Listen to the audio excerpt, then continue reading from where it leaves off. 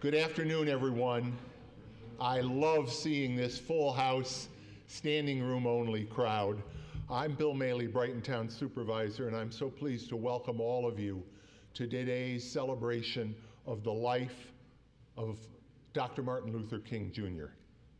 Dr. King often spoke of the beloved community, and it is in communities like this one, across the state, across the country, that the dream of Dr. Martin Luther King lives on in our aspirations and in our actions. Before the ceremony begins, I would first, however, acknowledge that the town of Brighton is situated on the ancestral and traditional lands of the Onondaga tribe of the Haudenosaunee Confederacy, whom we recognize and respect as the traditional custodians of this land throughout the generations. We pay our respects to Onondaga elders, both past and present. Just as we study and learn from Dr. King, the history, the culture, and the traditions of the Onondaga are also worthy of our understanding and our study, and we praise those who keep their traditions alive. Just as we recognize that the study of those traditions and that history is of ongoing importance if we are to truly understand the history of our community and our nation. And we support efforts to ensure that we and future generations continue that study and respect in a way that is honest and truthful, so that in the words of the great Sacagawea, often known as Red Jacket, we may always work together to brighten the chain of friendship. We have a number of students from Brighton High School with us today. I'm so pleased to have each of you here. It means a lot. I would now ask that those of you that are able to stand, please do so. And we will have the Pledge of Allegiance led by Faye Calhoun, who is a member of the Brighton High School African American Studies Club. Faye?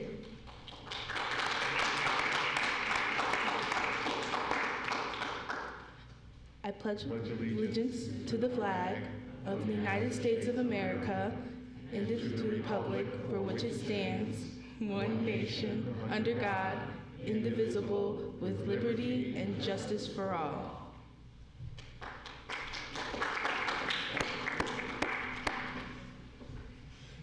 Thank you so much, Faye, and again, thanks to the students that are here and the administrators, all of our team from Brighton High School. Thank you. We have a number of elected officials here today. You'll be happy to learn they aren't all going to speak. So let me first introduce town officials. We have our entire town board. Chris Werner, Jason DePonzio, Robin Wilt, and Christine Corrado are all here. Judge Karen Morris is here. I think Dan Amon, town clerk, may be handling someone in the town clerk's office right now. We also have from our Monroe County legislature, two of our legislators who represent the town of Brighton, Sue Hughes Smith and Howard Mafucci are with us today. Thank you all for being here. Senator Jeremy Cooney spends a lot of time here in Brighton. Senator Cooney is with us today. Senator Cooney represents Brighton along with Henrietta, Greece, Gates, and a portion of the city of Rochester.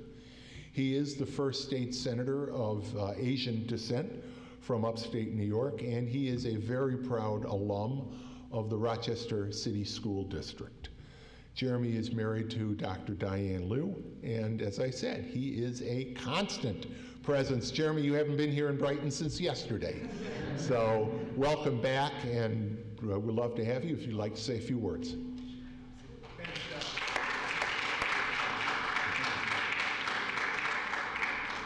I had the great pleasure of speaking at the Brighton Chamber of Commerce luncheon yesterday, and it looked like a different world outside our window here. But always a pleasure to be in Brighton with all my friends and colleagues in government. And let me just say thank you.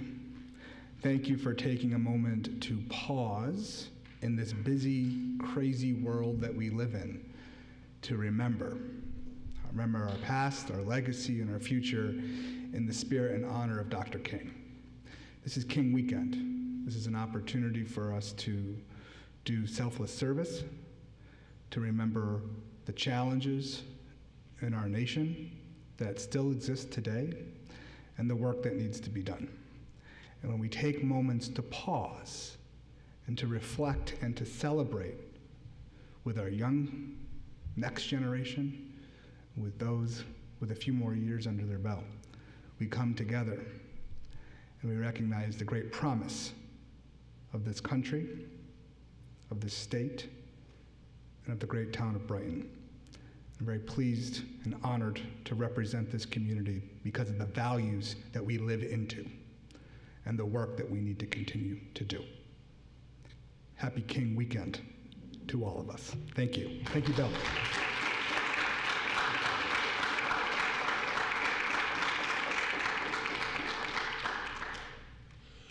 Assembly member Sarah Clark is also with us today. Sarah represents Brighton, along with Arundecoit and a portion of the city of Rochester. And Sarah, we're fighting to keep it that way, by the way. The Assembly district lines still haven't finally been laid out yet. In fact, I just testified along with some other Brighton folks earlier this week at an important hearing on that. But Sarah, through her service, she sits as the chair of the subcommittee on the tuition assistance program. She's also a member of the Committee on Children and Families, the Committee on Mental Health, and the Committee on Aging. And from those committee activities, you can readily see that Sarah's portfolio, her interest, and the work that she has done has been to address challenges that families in Rochester and Brighton face across all ages and stages of their lives. And that is important work. We appreciate it, Sarah, and we're glad to have you here today. If you'd like to join me and say a few words.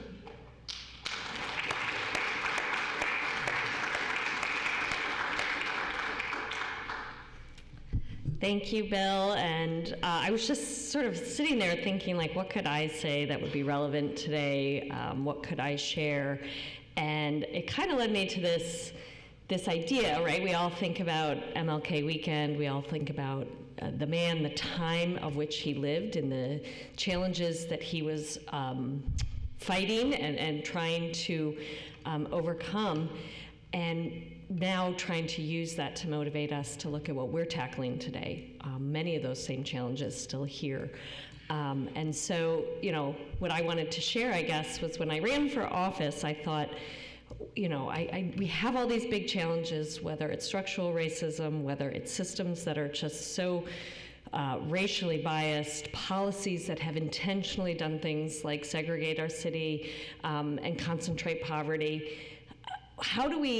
I wanted to run because I really wanted to help tackle some of those. And it even goes to environmental justice and climate change and all the things that really loom heavy as we think about MLK and what he was fighting, is that I thought it would be like, here's this great idea, let's do it, and everyone would jump on board. And what you realize as a policymaker and as a legislator is that it's harder than that, and that change is really hard. And that when you're tackling these issues, it's actually the uncomfortable that makes change, not the comfortable.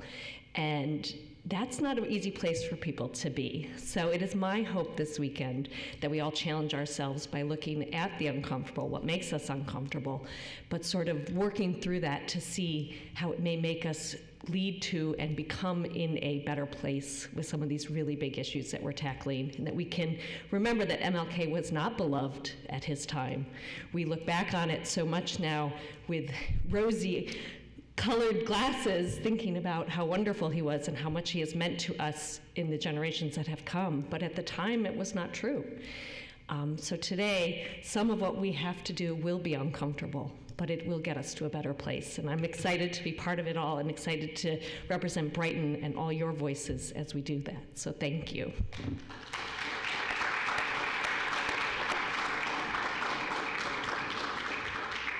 Thank you so much, Sarah, and that is very true, and in so many regards. As one of the, I can't remember the word that somebody else used, but one of the older ones.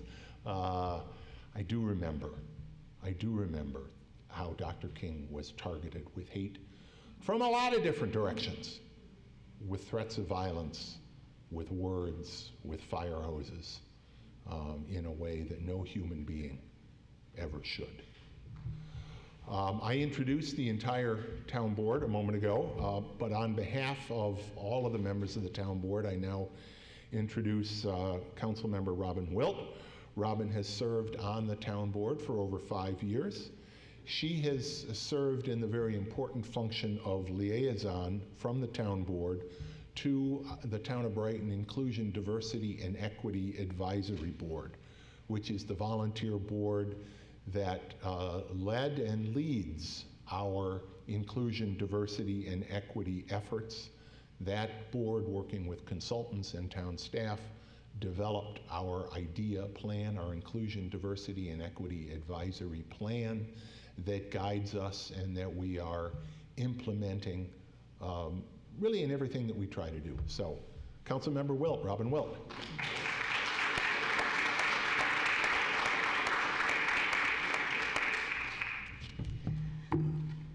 Thank you, everyone, and I want to welcome you again this Martin Luther King Jr. weekend. This is, of course, a time of celebration, but as I get older, I also, put on my historian hat. and I like to contextualize these cultural events in the context of the history that got us here. And so my speech today, there will be a little uncomfortableness, I promise. But I think it's important that we acknowledge the history that embodies some of the legacy of King. So on display in Washington, D.C., in the National Museum of African American Heritage, there is a Bible on loan from Fisk University, the historically black university in Nashville, Tennessee. The Holy Book is called Parts of the Holy Bible Selected for the Use of the Negro Slaves in the British West India Islands. And I am of British West Indian descent, so this tome is more commonly referred to as the Slave Bible. The so-called Slave Bible excludes all of Exodus, in which the Jewish people, of course, escaped bondage from Egypt. In fact, about 90% of the Torah, or Old Testament, and about 50% of the New Testament are erased from the Slave Bible. For example, its pages include quotes like, "Servants, be obedient to them that are your masters," from Paul's letter to the Ephesians. But missing is the portion of Paul's letter to the Galatians that reads, "There is neither bond nor free, for ye all are one in Christ Jesus." As Americans, confronting our history with racism, this religious relic compels us to grapple with a timeless question. In our interpretations of history and of historical figures like Dr. Martin Luther King Jr., is the end result liberation or domination? Are we whitewashing our history and historical figures? When I think about the legacy of Martin Luther King Jr. and how his values and efforts influenced my life and career today, I first have to reconcile what I learned about Martin Luther King Jr. growing up as a student in Pittsford High School, or in Pittsford's public schools during the 1980s. Then I contrast that with what I understand from reading Martin Luther King Jr.'s own writings and researching for myself his actions during his lifetime. From what I've read of Martin Luther King's writings, such as the sentiments expressed in Letter from a Birmingham Jail or King's last sermon, which was entitled, "Why America May Go to Hell," the perceptions we have of Martin Luther King Jr. as a historical figure are very much shaped by the narrative that best serves those whom our societal systems were designed to benefit. In other words, our institutions are designed to serve those who are in power. The scholar and historian Cornel West talks about the Santa Clausification of Reverend Dr. Martin Luther King Jr. And by that he means that the establishment embraces the palatable and the non-threatening parts of what Martin Luther King instructed, but largely erases his radicalism. Just as in the case of the slave Bible, the appeasing and self-serving teachings of Martin Luther King Jr. are often selectively quoted, while the more scathing criticism Martin Luther King reserved for America and its institutions are erased. Hence, we often view Martin Luther King Jr. as a non-controversial figure, a non-violent, non-abrasive man who said we should all love one another. However, King's search for racial justice and Black empowerment found him consistently decrying the huge chasm between the lofty rhetoric of American democracy versus its at times very brutal reality. Martin Luther King Jr. was by no means an establishment figure, as we may be tempted to believe from the larger-than-life legacy that follows him today. While today Martin Luther King's polling numbers are generally positive, as our Assembly member mentioned, a far more frequent reaction to the man during his lifetime comported with images of rage and scorn.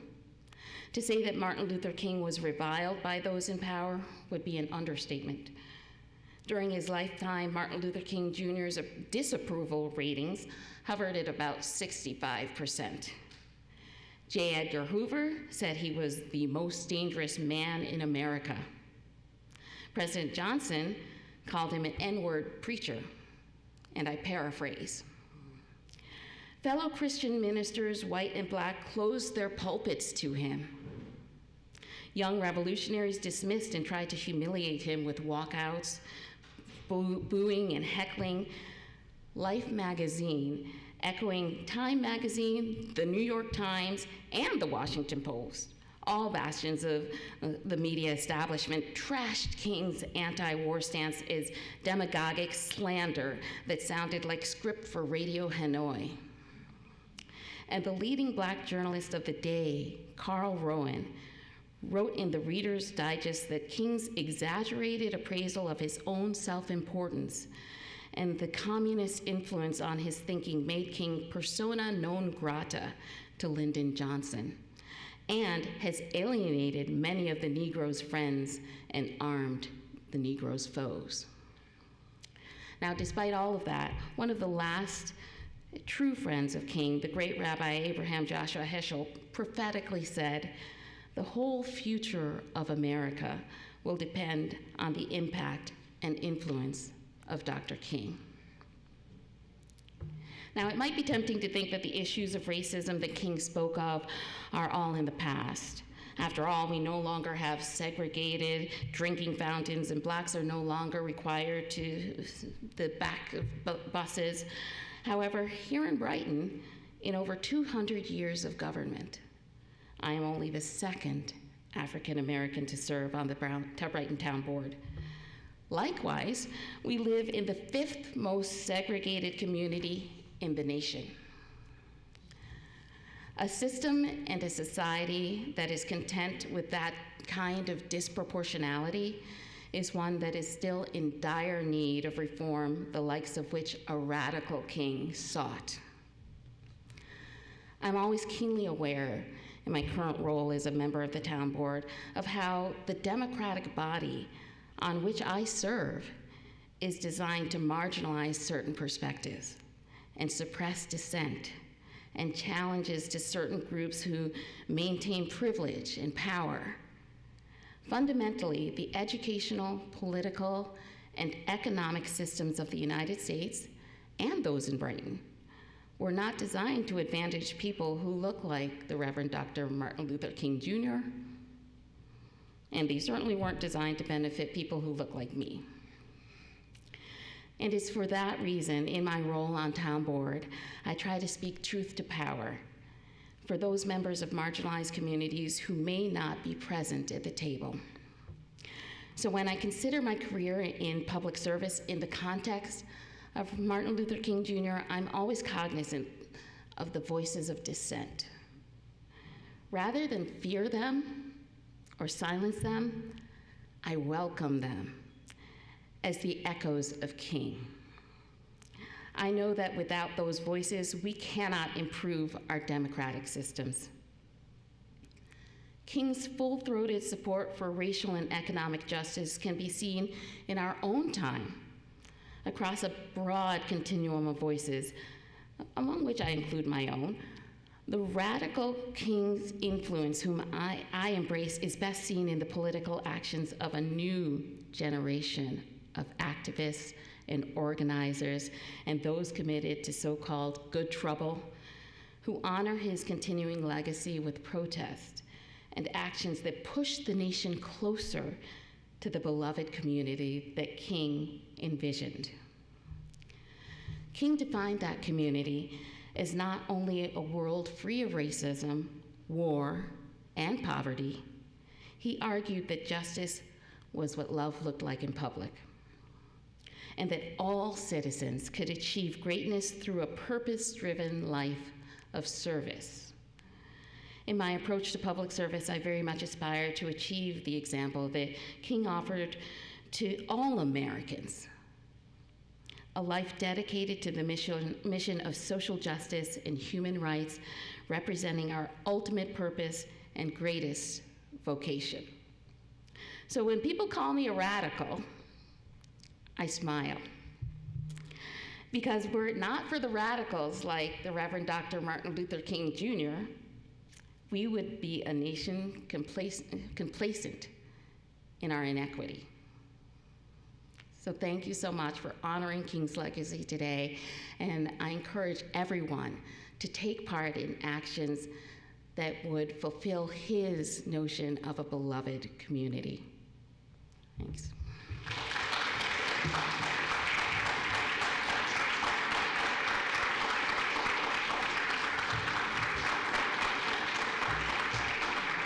Thank you, Robin. Wednesday night at our Brighton Town Board meeting, the Town Board unanimously issued the following proclamation, which I will now read. Whereas Dr. Martin Luther King Jr. promoted his belief in the equality of all people and courageously employed the principle of nonviolence as his primary strategy to fight for freedom and justice for all, ultimately losing his life by assassination after enduring years of personal sacrifice. Whereas Dr. King's legacy has inspired generations of Americans to advocate for and protect civil rights through peaceful means, and sometimes, yes, aggressive means. And as we mark the second anniversary of the attack on the US Capitol and witness attacks on democracies worldwide, we are reminded that realizing Dr. King's nonviolent vision depends on our efforts. And whereas, to quote Dr. King, human progress is neither automatic nor inevitable. Every step towards the goal of justice requires sacrifice, struggle, suffering, and struggle, the tireless exertion and passionate concern of dedicated individuals. And whereas in honoring Dr. King, we must continue building stronger, more diverse communities that reject racism, sexism, bigotry, and poverty, so that one day, we will fully realize the great promise of democracy. Now therefore be it proclaimed that I, William W. Maley, Brighton Town Supervisor, and members of the Brighton Town Council, do hereby commemorate Monday, January 16, 2023, as Dr. Martin Luther King Jr. Day in the town of Brighton, and ask that people of the town of Brighton together continue Dr. King's work every day by working with friends and neighbors to end all forms of injustice and discrimination, and strive for the day when all women and men will be judged not by the color of their skin, but by the content of their character. And this proclamation was signed January 11th, 2023 by members of the Brighton Town Board.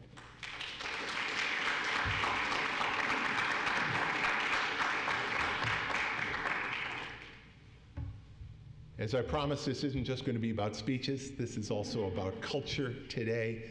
And so next, I'm very pleased to hear from my friend and neighbor, William Scott, Bill Scott.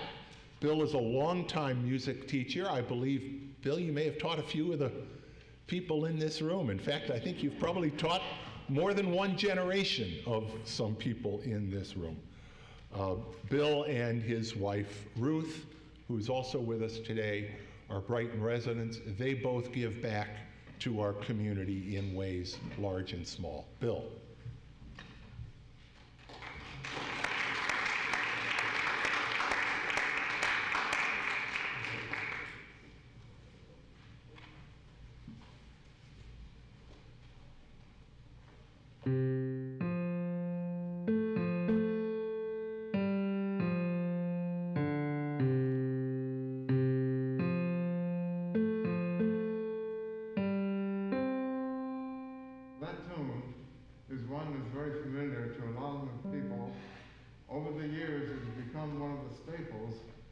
Church, and it is one that was the words to the actual hymn that it comes from, was written by John Newton. John Newton, in case you don't know, was a slave trader. He personified the triangular trade route between Africa, England, and America. And when we think about this hymn, it's very fascinating. It's very fascinating.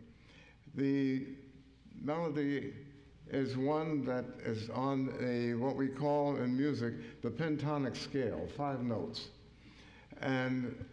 But the interesting thing is that this melody is very germane to the continent of Africa, parts of Asia, and we wonder why John Newton used that melody to write this amazing grace, how sweet the sound that saved a wretch like me. I once was lost, but now I'm found, was blind, but now I see. Possibly, it could be that on one of the slave trips that he heard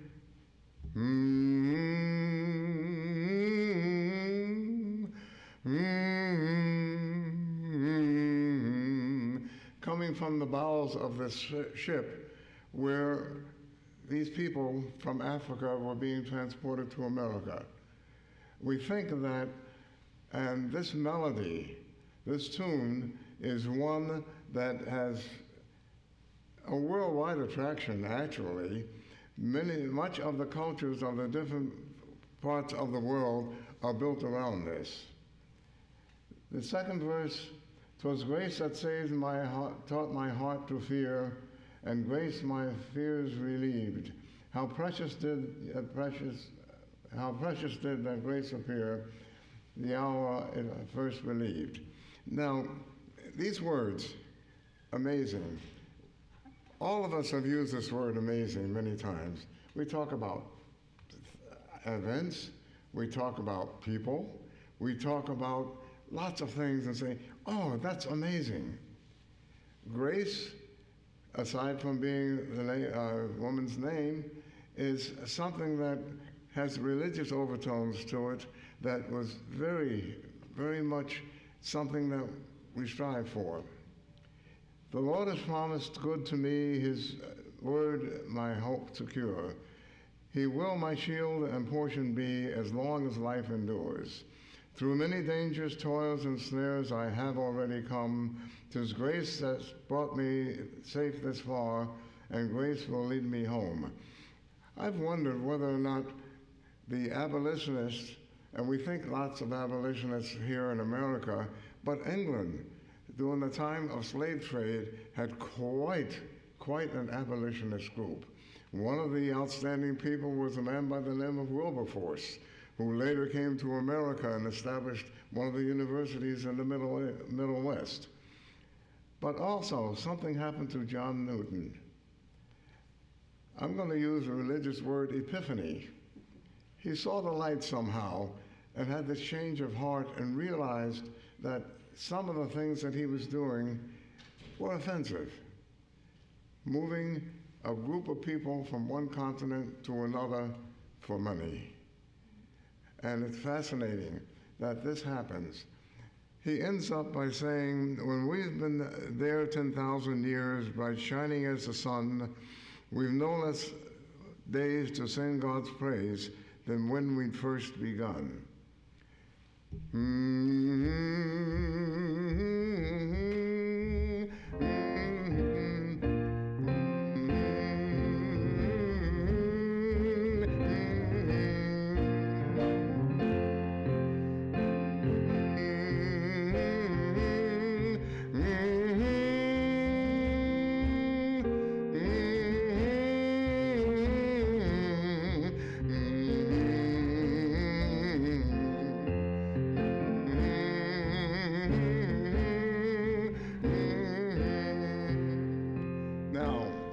I've said a few things, and now I'm going to issue an invitation.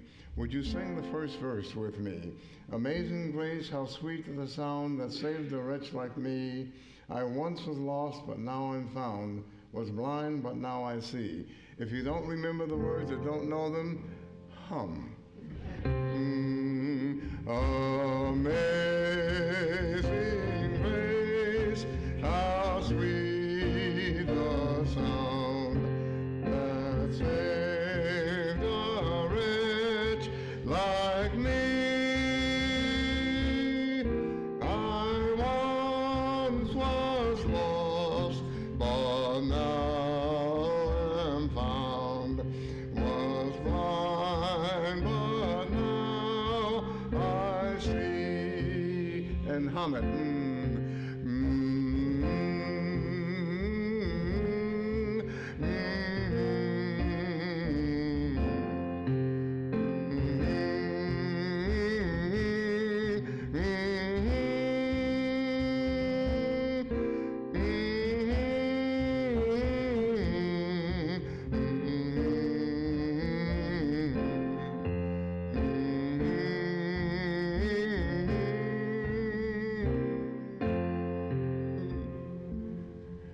Give yourselves a hand.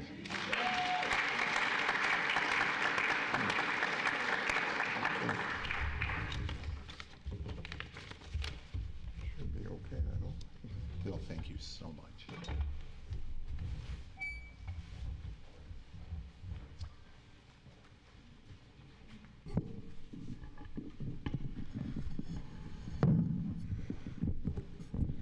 Now that you've given yourself a hand, please give Bill Scott a hand.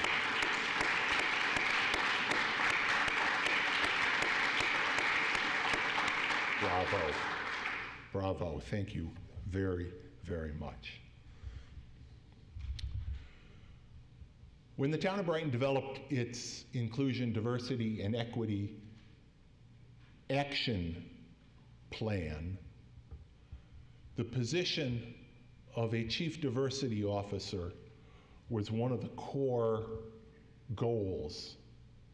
There is no other town that has an inclusion, diversity, and equity plan or anything like it anywhere in upstate New York. There is no other community that has taken the lead directly to recognize the impact of including our entire community in a diverse and equitable way as we have.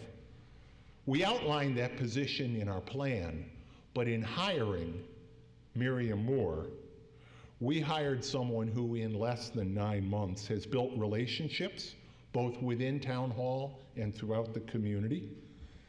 She's a leader in the field of DEI, and in that area, she has energized all of us in so many ways, from holding workshops with senior staff, to offering training in DEI to our Brighton Police Department, to organizing today's event and other community celebrations. Miriam is carrying the lead in so much important work here, and she will continue to do that. Miriam, thank you for making this event possible, and I now invite Chief Diversity Officer of the Town of Brighton, Miriam Moore, to share her thoughts on the day.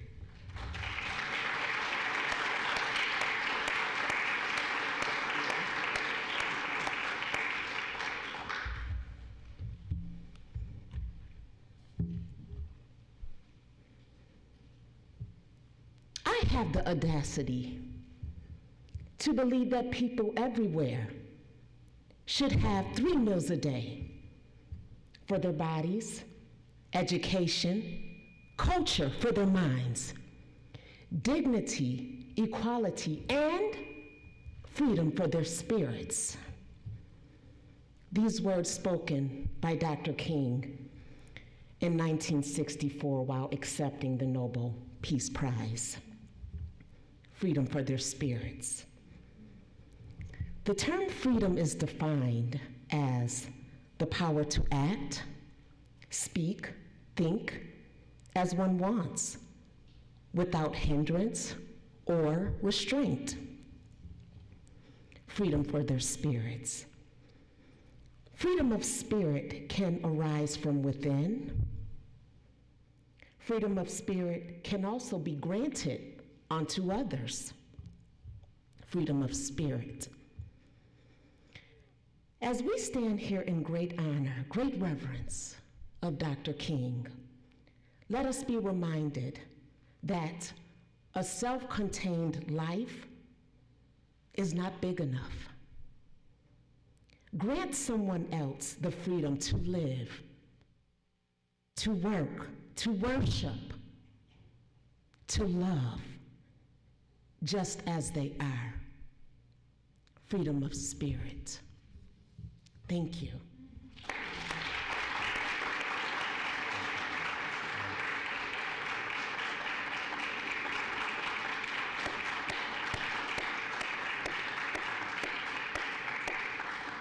Thank you so much, Miriam. Now you get just a little glimpse of why we were so fortunate to be able to hire Miriam to this position as Chief Diversity Officer 9 months ago.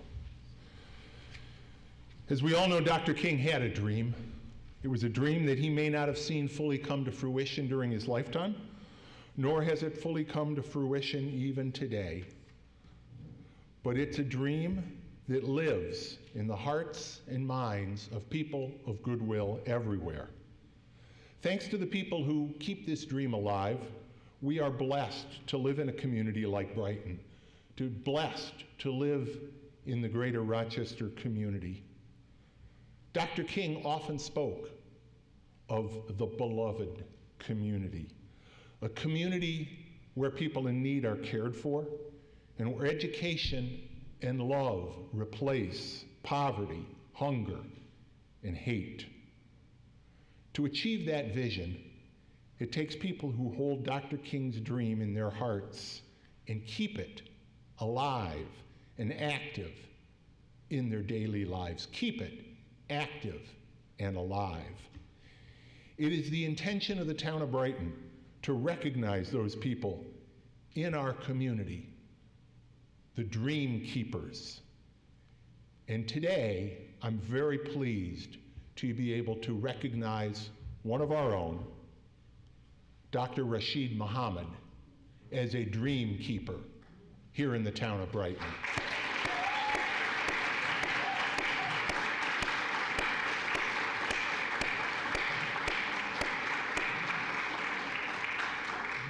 Rashid, I'm going to ask you to come up and join me, please.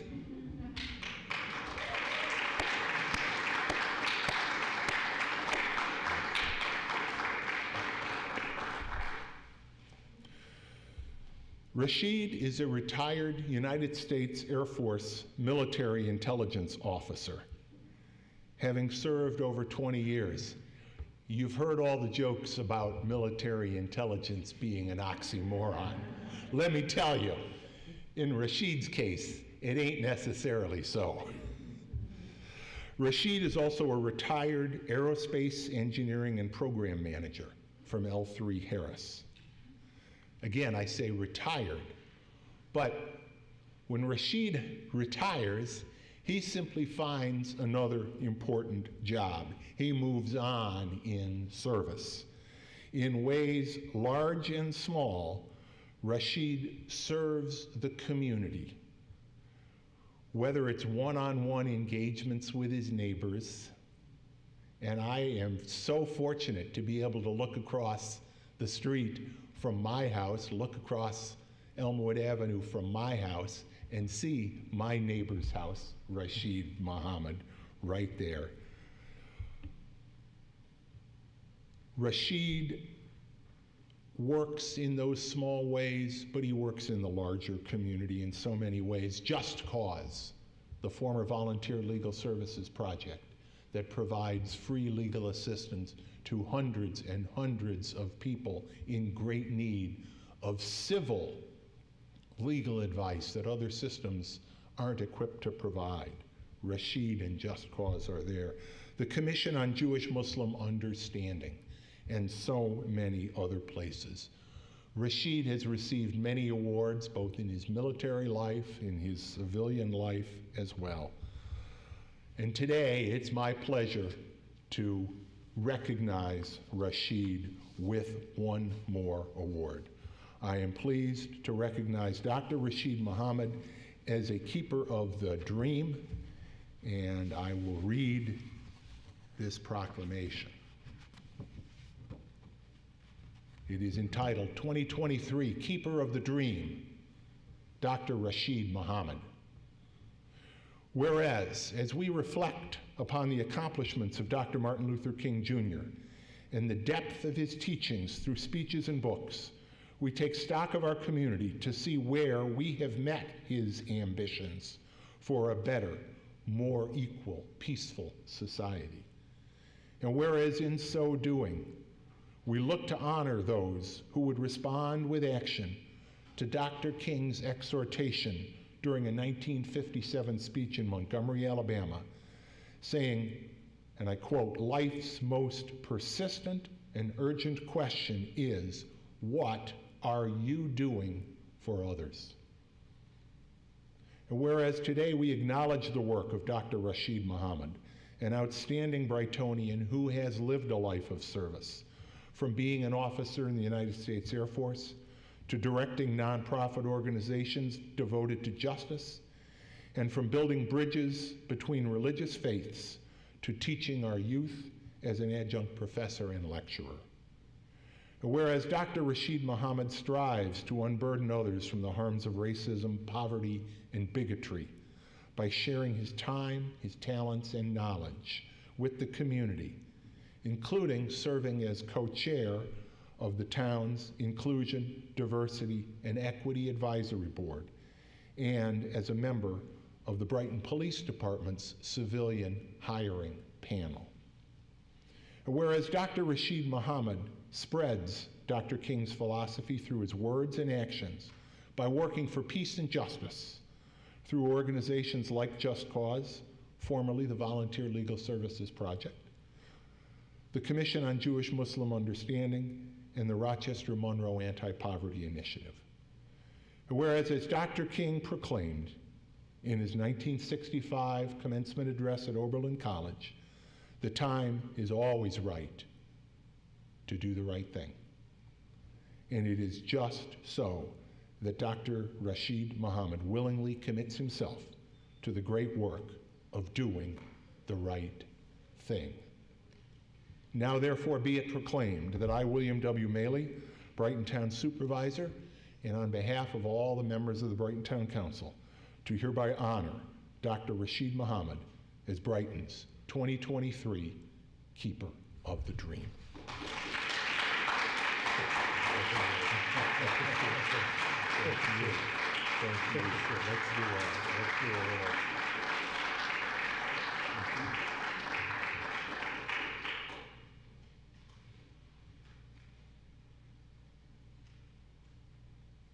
Rashid, would you like to say a few words? Thank you, Supervisor.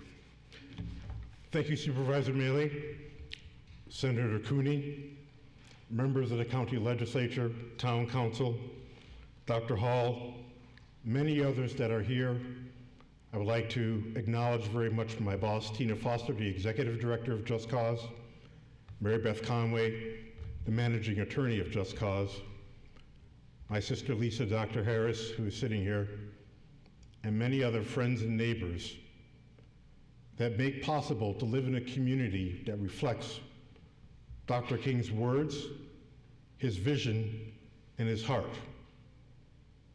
My late parents gave a charge to myself and my siblings to work for justice for all people, to commit ourselves heart and soul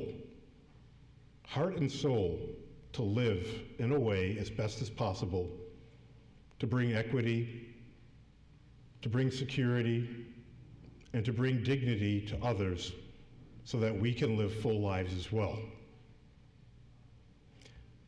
Robin said a very important thing, Robin Wilt, that Dr. King was very radical in his time. And I believe that deeply in my heart. And when Dr. King says you cannot drive out hate with hate, you cannot drive out darkness with darkness, but we must work with love. We must work with love for all. And so today, I very humbly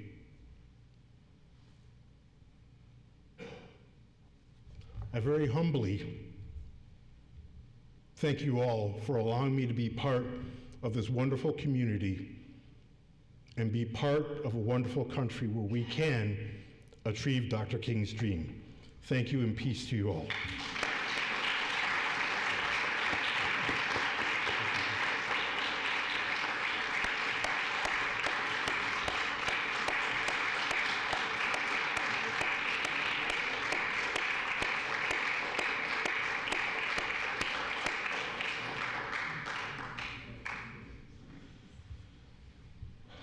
Rashid, we are truly fortunate.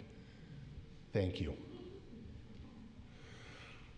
I'm also very pleased today to have Brighton resident and the executive director of Garth Fagan Dance, Bill Ferguson, with us.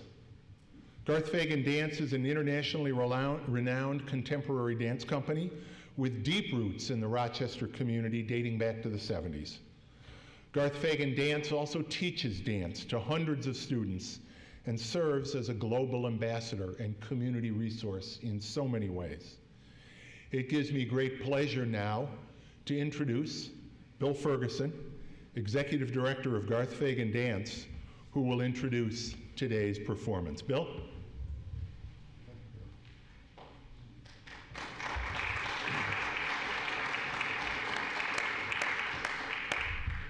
Wow, what a morning. What a morning. A lot has been said about Dr. Martin Luther King Jr. They said that he was a radical. They said that he was beloved. They said that he thought things that nobody should think, and he thought things that everybody should think. And that's what you're going to see on the stage today. You're going to see all the things that make our lives wonderful, and some of the things that make us question our lives, too. One of the things I chose to do today was to have the dancers perform without music, because that's silence. I want everybody to think about the silence that the slaves who were on the Underground Railroad at the nights when they were looking to not be seen. When Dr. Martin Luther King was in a jail, when it was dead quiet, wondering if he was going to be beat that night, or if his compatriots were going to be beat that night. So I want to juxtapose the beauty that you're going to see on stage by Sabrina Simlak and how could I forget? Gabrielle Samuel. How could I forget Gabrielle? That's Natalie Rogers Cropper back there. Natalie Rogers Cropper is our assistant rehearsal director. And Gabrielle is also a Trinidadian, so that's another reason why Natalie would not let me forget that, because Natalie is a Trinidadian. So, and I want to say thank you to Bill and Ruth Scott for all the things that you've done over the years, because we're all standing on your shoulders. So thank you. And I get an opportunity to sing next to Bill at church. I don't know how he likes my singing, but I always enjoy him. And then to Dr. Rashid Muhammad, thank you for, as he's still here, thank you for everything that you're doing. I think everything that you've done, everything that you're doing, and for everybody at Brighton Town Hall, keep on working. My neighbor, Ray Turney, I saw him here earlier today. I said, Ray, what are you doing? You hear? Easy now, I'm still here. I said, okay, exactly. A postman taking a walk on his day off, coming down here. So Bill, thank you so much for this opportunity. And last but not least, Marion Moore. Marion Moore. Marion Moore. Because Garth Fagan Dance would not have been here had it not been for her. So I'm telling y'all, when you want something to happen, Eminem.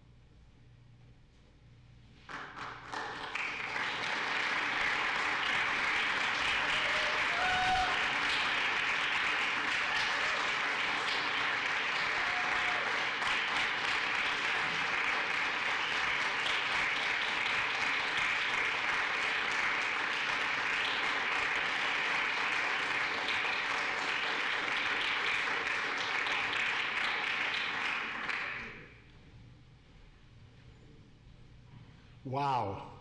You know, as anybody that sings knows, you know how difficult it is to sing a cappella.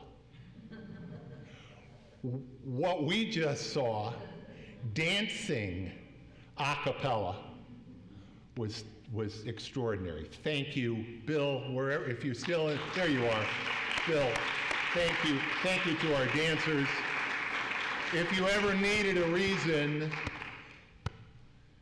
to spend an evening, the next time you have the opportunity to hear Garth Fagan dance and see Garth Fagan dance perform, let this be your reason.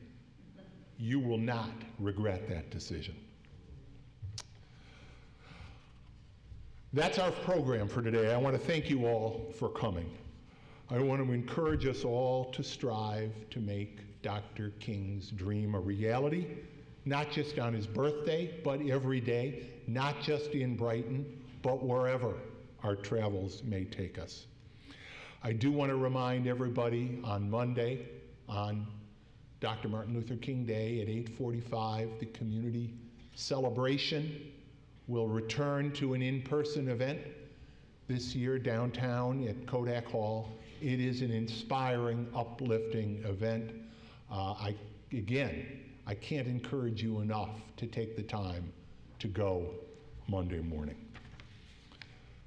All of the many other groups are holding events over the weekend, and if you get a chance, take the time to do that. But again, remember, the events are wonderful, but it's the actions. It's how we put Dr. King's words, his own dream, into our life and into our world. Finally, I'll just say we are always looking for community volunteers to continue to advance the DEI work here in Brighton. If you are interested, whether it's in serving on the board, helping us with an event, or in some other way, please reach out to me or to Miriam, our Chief Diversity Officer, and we will be only too happy to take your time and your talent and your energy. Thank you and have a wonderful day.